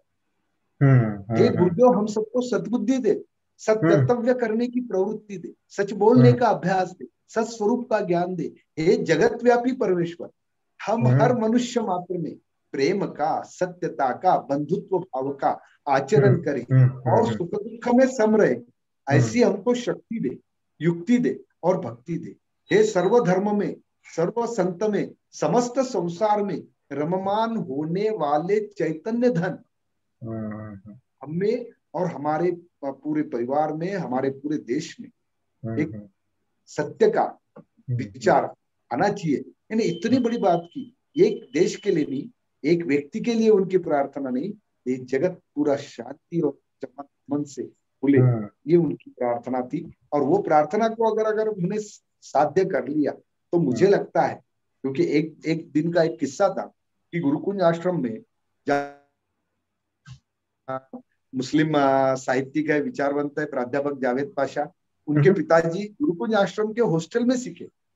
अच्छा। एक दिन महाराज जी और उनकी आमने सामने भेंट हुई, हाँ। तो महाराज जी उससे कहते, क्यों रे तूने नमाज नहीं पढ़ा? तो वो कहते हैं कि बोले महाराज जी मैं प्रार्थना में बैठता हूँ ना। नहीं नहीं, पहले तू नमाज पढ़, समय बचेगा तो प्रार्थना में आ। अरे ये संत ने कभी ये नहीं कहा कि तेरे धर्म ने बताई हुई प्रार्थना गलत है। वो बोले कि तेरे धर्म ने जो प्रार्थना कही वही प्रार्थना मैं सामुदायिक कर रहा हूँ, वही प्रार्थना। मैंने हम्म उसको कहा कि तू तेरे अपने यहाँ कैसा हो जाता है कि अपने नहीं मेरा भगवान बड़ा, मेरा धर्म बड़ा। वो कहते नहीं, सभी धर्म जैसे या भारत बंधु भाव नित्य वसुदे ये वर्च्य साधे सर्व धर्म पंथ संप्रदाय एक दिसुदे मत भेद न सुदे तन मन धन से सदा सुखी हो भारत देश हमारा। सभी धर्म और सभी पंथ का आदर कर दिखलाएंगे। ये सब हमारी जो बातें हैं, ये बातें किताबों में ना रहते हुए हमारे जिंदगी में अगर उतर गई तो मुझे लगता है मेरा युवा एक सक्षम युवा बनेगा, स्वावलंबी युवा बनेगा, और वो भीख नहीं मांगेगा। किसी के सामने मुझे नौकरी दो नहीं बोलेगा, तो वो देने वाला बनेगा। क्योंकि हम लोग किसानों के बच्चे हैं, हम लोग उस श्रम करने वालों के बच्चे कि हमारे श्रमिक हाथों से कई बड़ी बड़ी बिल्डिंगा खड़ी हुई, बड़े बड़े उद्योग खड़े हुए, मगर वो उद्योग का उद्योगपति अलग बन गया, पैसा उसने कमाया, मगर श्रम हमारे थे। तो हम खुद के श्रम से हमारे खुद के जिंदगी को बढ़ाएंगे और स्वावलंबी बन के हजारों को काम देंगे। ये अगर मेरा युवा बच्चा करता है तो देश तो मेरा बड़ा होगा ही, मगर मेरे में जो द्वेष है, द्वेष भावना मेरी खत्म हो जाएगी। और यही लास्ट में हम लोग भगवान से, प्रभु से प्रार्थना करते हैं, आओ सभी मिल जाए के प्रभु ध्यान धरेंगे, सबका भला करो यही आवाज करेंगे, आती रही हवा भली दुनिया में जो रखी, तोड़ेंगे नहीं कामना प्यारे किशोर की, टुकड़िया कहे गुरुदेव से भवधार तरेंगे, सबका भला करो यही आवाज करेंगे। यही हमारी प्रार्थना है। और ये प्रार्थना को लेके हम समाज के अंदर में जाएंगे और हमारे आने वाले बच्चों की, हमारे आने वाले पीढ़ी के लिए हम एक अच्छा अच्छा देश, अच्छी पृथ्वी, अच्छी मानवता हम उनके सामने रखेंगे। यही मेरी प्रार्थना। बहुत बहुत धन्यवाद रक्षक दादा, आपका समय के लिए, आपके विचारों के लिए, और राष्ट्र संत तुकडोजी महाराज की जिंदगी से और उनके जीवन कार्य से हमको परिचित कराने के लिए, हमारे दर्शकों को परिचित कराने के लिए मेरा दर्शकों से आह्वान है कि अगर आपको राष्ट्र संत तुकडोजी महाराज के साहित्य चाहिए तो विश्वकर्मा नगर नागपुर में ज्ञानेश्वर रक्षक साहब का गुरुदेव सुपरमार्केट है, वो गुरुदेव धान्य भंडार है, और वो धान्य की वो जो किराना की जो राशन की दुकान है उसका उद्घाटन भी तुकडोजी महाराज ने खुद किया है। और रक्षक दादा विश्वकर्मा नगर, ज्ञानेश्वर रक्षक साहब विश्वकर्मा नगर नागपुर, यहाँ पर इनका गुरुदेव सुपर मार्केट है। आप कभी भी इनसे संपर्क साध सकते हैं, आप इनसे संपर्क साधिए, और आपको जो साहित्य चाहिए, राष्ट्र संत तुकडोजी महाराज का साहित्य है, उनके गीतों के मेरा मोबाइल कैसेट्स नंबर है दे दीजिए। जी। और आपका फोन नंबर? 98, आप बोल दीजिए आपका फोन 98, नंबर जी। 98, नहीं नहीं, आप बोल 98, दीजिए या 9823 96 6282। बहुत बहुत धन्यवाद, बहुत बहुत धन्यवाद रक्षक दादा। ऐसे ही प्रेरणा देते रहिए हमें। हम बार बार आपको अभी आने वाले दिनों में शायद हम आपको तंग करें, और आपको जरूर बुलाएंगे। कभी कभी कोई चर्चा का सत्र रहा या चर्चा का कोई पैनल डिस्कशन रहा तो हम जरूर बुलाएंगे। रतनलाल सर से, हमारे सीनियर साहब है, उनसे जरूर मैं इस बारे में जरूर चर्चा करूंगा आने वाले दिनों में। आज के लिए बस इतना ही। और राष्ट्रसंत तुकडोजी जी महाराज के विचार हम सबको हमेशा प्रभावित करते रहे, और यही कामना है, यही प्रार्थना है गुरुदेव से कि सबका कल्याण हो, विश्व स्नेह का ध्यान करे और सबका सब सम्मान करे। और इसी प्रार्थना के साथ मैं आज का ये इंटरव्यू समाप्त करता हूँ। सभी साथियों को जय भीम। आप सब स्वस्थ रहे, सुरक्षित रहे। जय भीम।